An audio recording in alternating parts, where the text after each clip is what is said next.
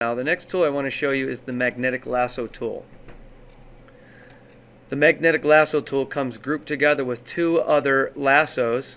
I generally don't teach those because the magnetic lasso tool works so much better, and most of my students are going to prefer to use the magnetic lasso tool. So I'm going to go ahead and teach you that one.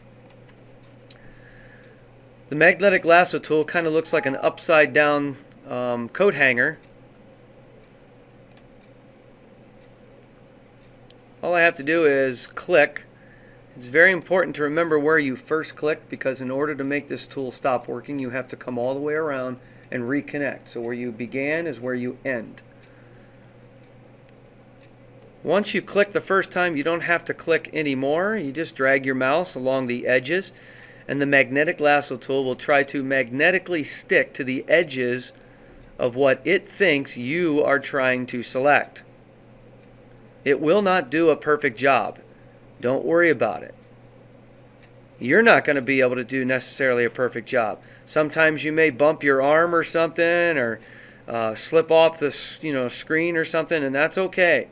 If it doesn't do a good job, or you don't do a good job with this tool, it's okay, because you're never ever going to finish a selection with this tool. When you're using the magnetic lasso tool, it's important that all of your item that you're trying to select is on the same, right there on screen. You don't want any of it off screen. You want to be able to see it all on screen. This tool does not like to work off screen. When you do that, it goes kind of haywire. Notice, to make the tool stop, I am going to reconnect with the original spot that I clicked on. As soon as I do that, it stops making the selection.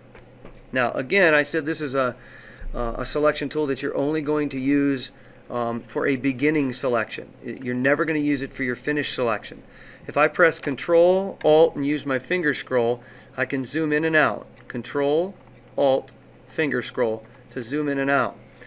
You're going to want to zoom in on your project, because you're going to notice that this tool did not do a perfect job of selecting the flower petals. Some of the tips are missing, and some of the water is still there in the background. So this is a great tool to begin with, but it's not a tool you're going to end with. To finish your selection and make it much better, you're going to click on the selection brush. Selection brush comes with a couple of different tools, and one of those is called the mask tool. If it comes up red like this, you are in the mask tool. All you have to do is click on the mask drop-down menu and choose selection instead. Other tools are the quick selection tool and the magnetic wand tool. Right now I'm going to just show you the selection brush. This is the brush you're going to use to finish any selection that you've done with the quick select, the magic wand, or the magnetic lasso. So anytime you use those three tools, those are tools I like to call the easy select tools, because the computer does most of your work. It's kind of easy to use, but they don't do a good job. They don't do a finished work. So you're always going to want to come back to the selection brush and finish your work. Please notice the selection brush comes with an add to selection and a subtract from selection. In the case of the flower petal, I want to add the tip of this petal to it. So I'm going to switch to the add to, and I'm just going to select the rest of the tip of this flower. Okay? I'm going to add the rest of the tip of this flower. It's always best to zoom in a little bit. You'll do a much better job. Of course, right now it's not letting me.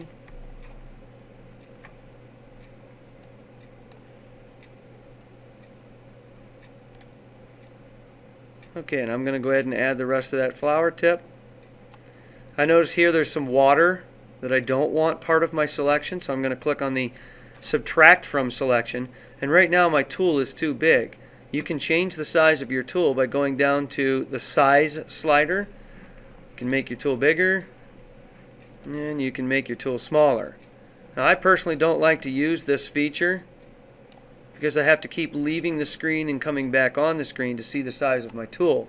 I prefer to use the left and right bracket key. The left and right bracket key are found under your plus, minus, and your backspace key. I'm going to use the left bracket key to make my tool smaller, I'm going to use the right bracket key to make my tool larger. So I'm going to make my tool smaller.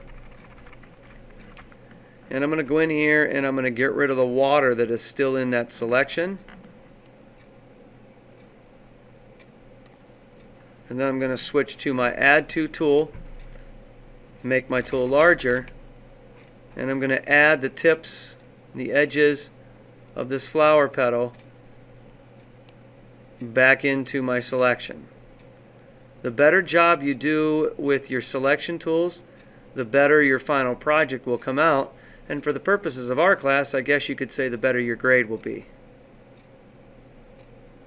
Okay? Now I'm going to pretend that I'm done with that because I want to show you a couple other tools, but you're going to always want to go back with the selection brush to clean up any selections you have made using the magnetic lasso tool, the quick selection brush, or the magic wand tool. Now we're going to pretend for the sake of time that I've done an awesome, excellent job of selecting that flower. Let's just pretend though that we're running out of time. There'd better be some way to save your selection because you don't want to come back in the next day and have to open that selection up again. So you're going to go up to Select, Save Selection. Please notice that right now I'm not able to click on Load Selection because there's no selection that has been saved before to load. So I can click on Save Selection. Name your selection. You can name it whatever you want. I'm going to name this one Flower. And by the way, notice the other features that are here, but you can save hundreds of selections to a single image. And then you say OK. So I've got the flower selection saved to this project. It is important though that you follow step 2, and that is save the actual project. Select Save Selection is not the same as saving the project. So it's important that you remember to save the project. So I'm going to go up to File Save As if you've never saved before, or simply File Save if you have already saved this before. But if you've never saved before, you're going to click on Save As. You're going to store it in your Computers folder. I've labeled mine 8th grade computers. You probably just labeled yours computers. It's important that you name it. I'm going to have you name this first project as Black and White. And this is very important, the format. By default, yours might come up as a JPEG because when we opened this, it was a JPEG. A JPEG is a picture file. You do not want to save it as a JPEG right now because a JPEG cannot have a selection saved to it. So you're going to have to save it as a Photoshop. The very first Photoshop choice you have is Photoshop, and then in parentheses it says .psd. That stands for Photoshop document. Don't mistakenly save it as a Photoshop PDF. A PDF is a read-only file. All you can do is look at it. You can't do anything to it. So you're going to want to save it as a Photoshop document. Making sure that you're in your Computers folder, that you've named it what you intended to name it, and that you've saved it as the format Photoshop, you can then say Save. Now I'm not going to save because I don't want to save this, but you need to save it.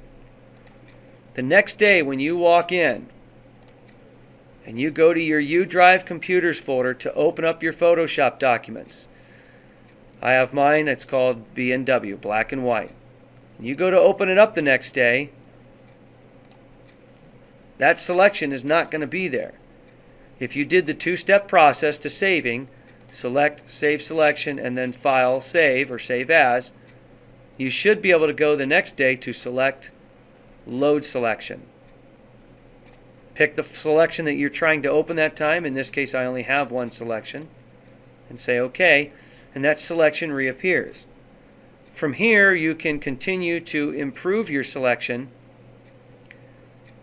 And if you're done with that selection, you can go ahead and continue with the rest of the project, whatever that current project happens to be. For the time being, I'm going to go ahead and pause this lesson, and I'll introduce the next portion of this lesson into a new tutorial.